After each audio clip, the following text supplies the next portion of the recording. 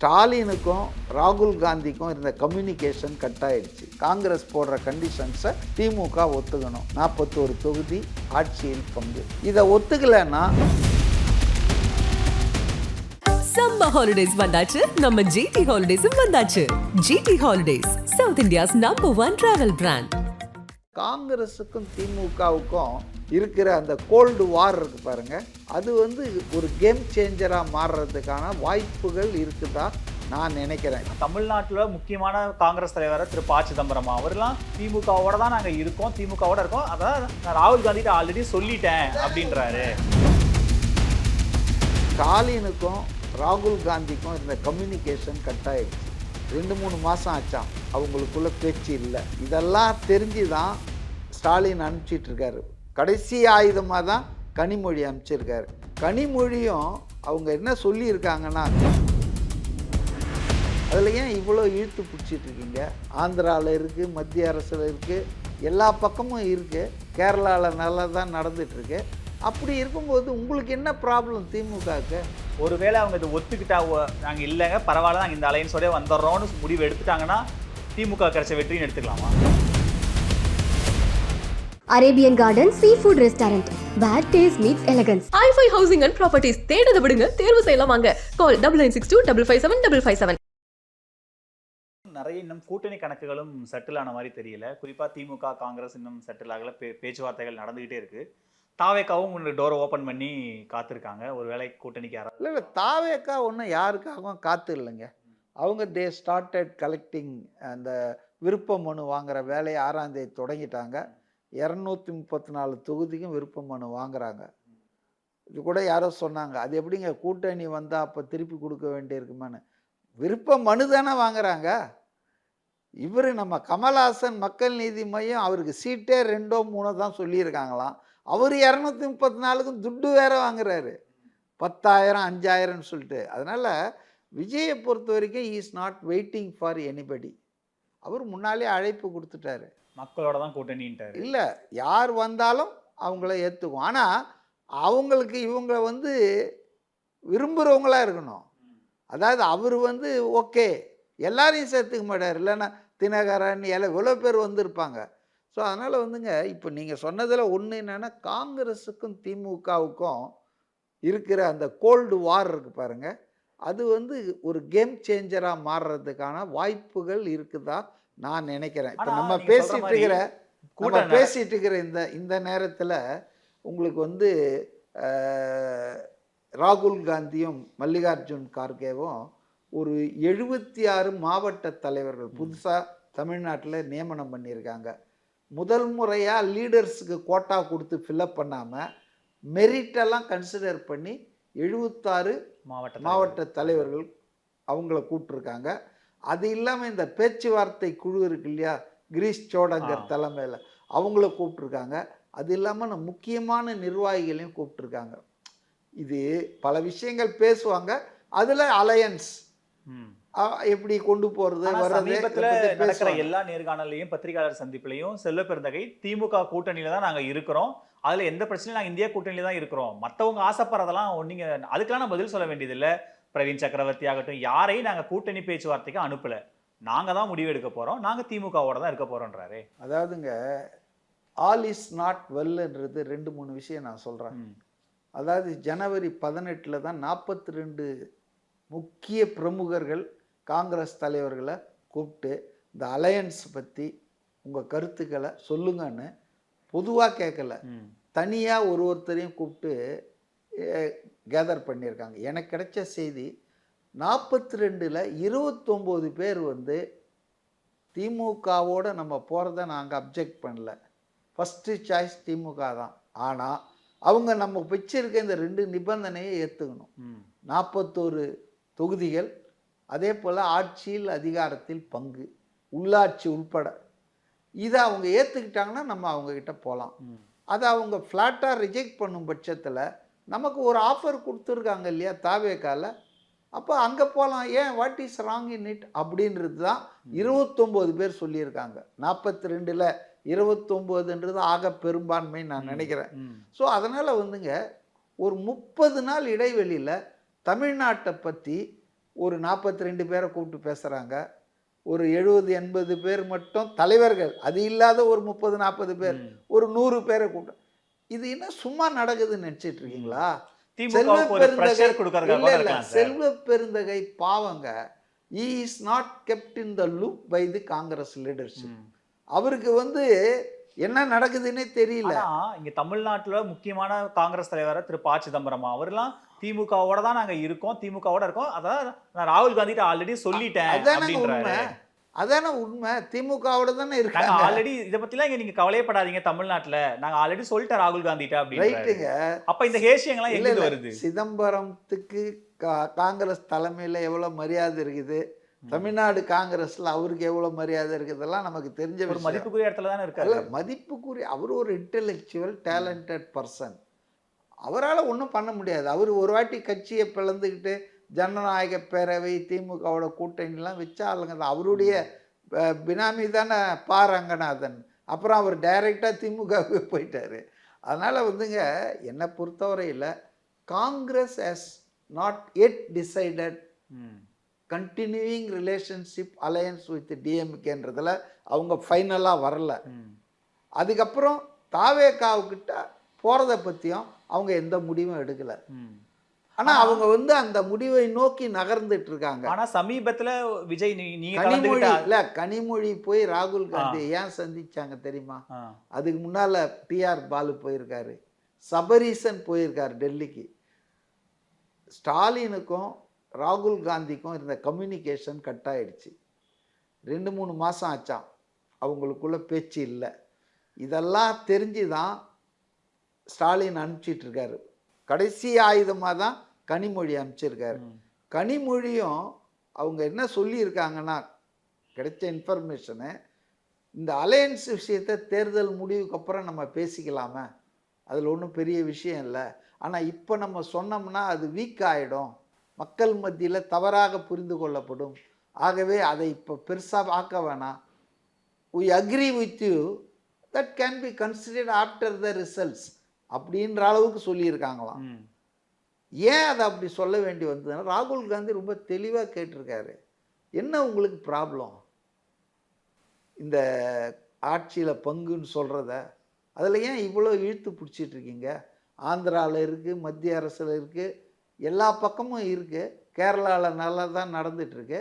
அப்படி இருக்கும்போது உங்களுக்கு என்ன ப்ராப்ளம் திமுகவுக்கு அப்படின்னு சொல்லி கேட்டிருக்காரு. அப்போ தான் அந்த அம்மா வந்து இதெல்லாம் சொல்லியிருக்கு. அதனால் காங்கிரஸ் பின்வாங்காது, என்னுடைய அண்டர்ஸ்டாண்டிங். ரெண்டு விஷயத்தில் இல்லை, 2 விஷயத்தில் வந்து பின்வாங்காது. இன்னைக்கு 25 இருக்காங்க. அந்த 25 இல்லை, இன்னைக்கு 18 இருக்காங்க. 25 வாங்கினாங்க, 25 அவங்க ஒத்துக்க மாட்டாங்க. கண்டிப்பாக மினிமம் 39ஆவது அவங்க எதிர்பார்க்குறாங்க.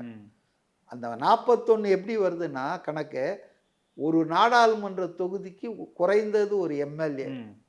கன்னியாகுமரி மாவட்டம், திருநெல்வேலி மாதிரி காங்கிரஸ் கட்சி வலுவாக இன்னமும் இருக்கிற இடத்துல எக்ஸ்ட்ரா 1 அப்படின்றது தான் அவங்க கணக்கு. 41 திமுக சொல்லுவாங்கல்ல சார், 63 வாங்கி 9 ஜெயிச்சுட்டு வரலையா நீங்க, 57 தொகுதி நீங்க தோக்கலையான்னு அவங்களும் சொல்லுவாங்கல்ல. சரிங்க, திமுகவும் எதிர்கட்சி அந்தஸ்தை புதுசா வந்த விஜயகாந்த் கிட்ட எழுந்திருக்கு.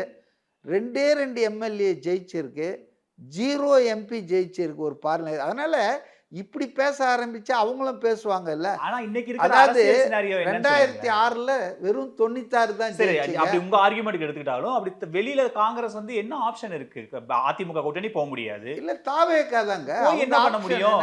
100 சீட்டை வாங்கி நில்லுங்க, என்ன யூஸ்? அது உங்க கருத்துங்க. அவங்கள பொறுத்தவரையில நான் இப்பவும் சொல்றேன், திமுக தான் அவங்க ஃபர்ஸ்ட் சாய்ஸ். ப்ரொவைடட் இந்த 2 கண்டிஷன்ஸை, காங்கிரஸ் போடுற கண்டிஷன்ஸை திமுக ஒத்துக்கணும். 41 தொகுதி, ஆட்சியில் பங்கு. இதை ஒத்துக்கலைன்னா அவங்க நோ கோயிங் பேக். அவங்க they will opt for TV. ஒருவேளை அவங்க இதை ஒத்துக்கிட்டா, நாங்க இல்லைங்க பரவாயில்ல நாங்க இந்த அலையன்ஸோட வந்துடுறோம்னு முடிவு எடுத்துட்டாங்கன்னா திமுக கிடைச்ச வெற்றின்னு எடுத்துக்கலாமா? நிச்சயமா. அது ஒரு பெரிய மோரல் பூஸ்டர் இல்லை.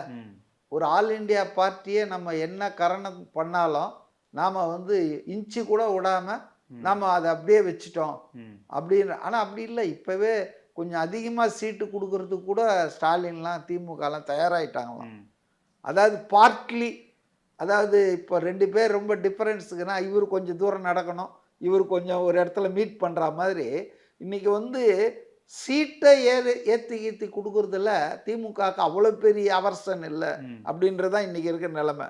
அவங்க மெயின் அவர்சனே என்னன்னா ஆட்சியில் பங்கு, அதிகாரத்தில் பங்குன்றத அவங்க ஒத்துக்க மாட்டேன்றாங்க. இப்ப கூட திமுகவோட முக்கிய அமைச்சர்கள்லாம் ஒரு 2-3 பேர் காங்கிரஸ்குள்ள இருந்துட்டு இதெல்லாம் பேசிட்டு இருக்காங்க. அப்பெல்லாம் நேத்து ராஜகண்ணப்பன் பேசும்போது கூட அப்பெல்லாம் கொடுக்க முடியாது, தமிழகத்துக்கு அது செட் ஆகாதுன்னு அதிமுகலும் ஒரு குரல் வருது, திமுகலும் அந்த குரல் வருது. அது ரைட்டுங்க, அவங்கெல்லாம் தே ஆர் மிஸ்டேக்கன். இது வந்து ஏதோ 2-3 பேர்லாம் இல்லை, majority Congress rank and file Congress leaders. அதுக்காக திமுகவில் இருக்கணும்னு சொல்கிறதுக்கு ஆள் இல்லைன்னு நான் சொல்ல. ஆக பெரும் மெஜாரிட்டி இன் தமிழ்நாடு காங்கிரஸ் கமிட்டி இன்னைக்கு வந்து ராகுல் காந்தி கிட்ட போய் சொல்லி இருக்கிறது, மல்லிகார்ஜுன் கார்கே கிட்ட சொல்லி இருக்கிறது, தாவேக்காக்கு போனா வெற்றி வாய்ப்பு இருக்குன்னு. திமுக இந்த நிபந்தனைகளை ஒப்புக்கொள்ளாவிட்டால், நம்மை உதாசீனம் செய்து தொடர்ந்தால் நிச்சயமா நம்ம தாவேக்காக்கு போலாம். அதுல ஒண்ணு அவங்களுக்கு அகில இந்திய காங்கிரஸ் தலைமைக்கும் நிறைய டேட்டா அகில இந்திய காங்கிரஸ் தலைமைக்கும் நிறைய டேட்டா. நான் என்ன கேக்குறேன், திமுகலயே இருந்தா காங்கிரஸ் அத்தனையும் ஜெயிச்சிருமா? அப்படின்னா கொஞ்சம் இருங்க, 21ல 25 தொகுதி போட்டு ஏன் 18ல தான் ஜெயிச்சாங்க? ஸ்ட்ரைக் ரேட் பாருங்க, 25ல 18 இல்ல. அதுதாங்க, அதுக்கு முந்தின வாட்டி ஸ்ட்ரைக் ரேட் எவ்வளவு? 6 தான் ஜெயிச்சாங்க. சரி, 41 தொகுதி வாங்கி. அதனால நீங்க வந்து ஏதோ திமுகவோட இருந்தா அப்படியே எல்லாம் ஜெயிக்கிற மாதிரியும், இது வந்து காசு, அது வந்து செக்கு அப்படின்லாம் சொல்லவா? அரசியல் சூழல் மாறிட்டு இருக்கு. இல்ல சார், தமிழ்நாட்டுல வந்துங்க மாற்றம் வேணும். மாணிக் தாகூர் ஆசைப்படலாம், ஒரு ஜோதிமணி ஆசைப்படலாம், ராகுல் காந்திக்கு ரியாலிட்டி தெரியும்ல சார். அவங்க தேசிய அளவுல இருந்து எத்தனை மாநிலங்கள்ல இந்த மாதிரி எத்தனை சிரஞ்சீவியை பார்த்துருக்காங்க, ஜெகன்மோகனை பார்த்துருக்காங்க, அப்ப NT ராமாராவை பார்த்துருக்காங்க, எவ்வளவு பேர் அவங்க பாக்குறாங்க, எவ்வளவு வருஷம் பாரம்பரிய கட்சி, அவங்களுக்கு தெரியும்ல சார் இது ஒர்க் ஆகும், இது ஒர்க் ஆகாதுன்னு. அதனாலதான் அவங்க இன்னைக்கு வந்து இழுத்து பிடிக்கிறாங்க. இன்னைக்கு வந்து திமுக வந்து பழைய மாதிரி பழைய பலத்துல இல்ல, பழைய அளவுக்கு ஸ்ட்ரைக்கிங் ரேட் இந்த எலெக்ஷன்ல கிடைக்காது. பாருங்களேன், தாவேக்காவை காட்டி அதிக சீட் வாங்கினா போதும்னு காங்கிரஸ் தாவேக்கா வச்சு ஒரு கேம் விளையாடுதோ. அது காங்கிரஸை வந்து இழிவுபடுத்தணுன்ற சில சீப்பான இன்டலெக்சுவல்ஸ் பத்திரிகையாளர்கள் பண்ற நரேட்டிவ்ங்க. காங்கிரஸ் வந்து it's an experienced political party, 100 வருஷம் பழமை வாய்ந்த அனுபவம் வாய்ந்த கட்சி. அந்த கட்சி வந்து விஜயை வச்சு பேரம் பேசி 1-2, நான் தான் சொன்னேன், தொகுதிகளை அதிகமாக கொடுப்பதற்கு இப்போதே தயார் திமுக. அவங்களுக்கு அது ஒன்றும் பெரிய விஷயம் இல்லை, ஒரு 5-10 தொகுதியை கொடுக்கறதில்ல. ஆனால் அவங்களுக்கு சிக்கல் எதுலன்னா ஆட்சியில் பங்கு, அதிகாரத்தில் பங்கு, அதுதான் அவங்களுக்கு சிக்கல். அதனால வந்து இதெல்லாம் சீப் பாலிடிக்ஸ் பண்றாங்க. உண்மையில காங்கிரஸ் வெரி சீரியஸ்ங்க இந்த விஷயம். இல்லைன்னா 30 நாள்ல 2 கூட்டம் போட மாட்டாங்க ஒரு ஸ்டேட்ல, எல்லாரையும் வர வச்சு. சரி, 5 மாநிலத்துல எலெக்ஷன் வருது. கேரளால எத்தனை மீட்டிங் போட்டிருக்காங்க? அவங்களுக்கு ஒரு பிரசன்ஸ் இருக்கு. அவங்க அங்க ஆட்சியை பிடிக்க போறாங்க. இல்ல கேரளால ஆட்சியை பிடிக்க போறாங்க, முதலமைச்சராக போறாங்க, அஸ்ஸாம்ல ஆட்சியை பிடிக்க போறாங்க, பாண்டிச்சேரி, இதெல்லாம் விட்டுட்டு ஏன் தமிழ்நாட்டுல மண்டைய வச்சுக்காங்கன்னா, இல்ல தமிழ்நாட்டுல அரசியல் அவங்க இது வந்து பார்வை மாறிடுச்சு, அரசியல் கூட்டணி மாறப்போகுது. அதுக்காக தான் தே ஆர் காஜிங். அதனுடைய இப்போ ஒரு பெரிய கட்சி இல்லையா, இதில் வந்து பிளவு எதாவது வருமா? உங்களுக்கு தெரியும் 2006ல் இவர் வந்தப்போ, 2006ல் இல்லை, நம்ம 96ல் வந்துட்டு மூப்பனார் வந்து நரசிம்மராவ் அப்போ பிரைம் மினிஸ்டரு, ஜெயலலிதாவோட காங்கிரஸ் அலையன்ஸ் போட்டோன்னும் வெளியில வந்து தனியார் கட்சி ஆரம்பிச்சு, அது கருணாநிதி பின்னால இருந்து காலி பண்ணார், தமிழ் மாநில காங்கிரஸ் பிறந்தது. அது மாதிரி தான் அப்போ மம்தா பானர்ஜி பெங்காலில் பண்ணியிருக்காங்க, ராஜசேகர் ஒய்எஸ்ஆர் ஜெகன்மோகன் ரெட்டி இங்க ஆந்திரால பண்ணியிருக்காரு. இப்படி அவங்களுக்கு அனுபவம் இருக்குங்க. அதனால வந்து தமிழ்நாட்டில் வந்து இதனால கட்சிக்கு ஏதாவது பாதகம் சேதாரம் வருமானு பார்த்துட்டு இருக்காங்க. திமுக சும்மா விட மாட்டாங்கல்ல. திமுக எத்தனை கட்சியை உடைச்சிருக்குது. இப்ப இன்னைக்கு அன்புமணி இப்ப பேசியிருக்காரு, இன்னைக்கு எங்கள் கட்சியில் வந்த பிளவுக்கு இவ்வளவு சிக்கலுக்கு திமுக தான் முழு முதல் காரணம். இல்ல ஐ அக்ரி வித் திமுக வந்துங்க, கலைஞர் இருக்கும்போது அதுல இன்னும் நல்லா பண்ணுவாங்க, எல்லா கட்சியிலையும் ஆள் வச்சுருப்பாங்க. டிடிவி தான் சும்மா ஸ்லீப்பர் செல் அப்படின்னு சொல்லி ஒன்றும் இல்லாமனாரு. But DMK has sleeper cells in each and every party. I think it may be in TVK also it may have some sleeper cell. மேல் மட்டத்திலே இருக்குன்னுலாம் சொல்றாங்க சார். அதான் சொல்றேனே, திமுக இதெல்லாம் செய்யலைன்னா அது திமுக இல்லைங்க. அதனால திமுகவுக்கும் தெரியுங்க காத்து காங்கிரஸ்ல எப்படி வீசிட்டு இருக்கு. இல்லைன்னா பிளான் பிலாம் அவங்க ரெடி பண்ண மாட்டாங்க. புரியுதுங்களா? அதனால எனக்கு என்னவோ இந்த தேர்தலில் இன்னும் காங்கிரஸ் வந்து ஃபைனல் டிசிஷன் இந்த கூட்டத்துக்கு அப்புறம் எடுக்குமா, இல்லை இன்னும் கொஞ்சம் எல்லாத்தையும் பார்ப்பாங்களா, ப்ரோஸ் அண்ட் கான்ஸு எனக்கு தெரியாது. பட் காங்கிரஸ் அந்த முடிவை எடுத்தால் தாவேகாவுக்கு அது பெரிய பூஸ்ட்டு. அடுத்தது இந்த தேர்தலே ஒரு பெரிய கேம் சேஞ்சராக மாறப்போகுது. பொறுத்திருந்து பார்ப்போம் சார் என்ன நடக்குது அப்படின்னு. சம்மர் ஹாலிடேஸ் வந்தாச்சு, நம்ம ஜிடி ஹாலிடேஸும் வந்தாச்சு. GT holidays, south India's #1 travel brand. Arabian Garden Seafood Restaurant, where taste meets elegance. i5 Housing and Properties தேடுத விடுங்க, தேர்வு செய்யலாம் வாங்க. கால் 9962 557 557.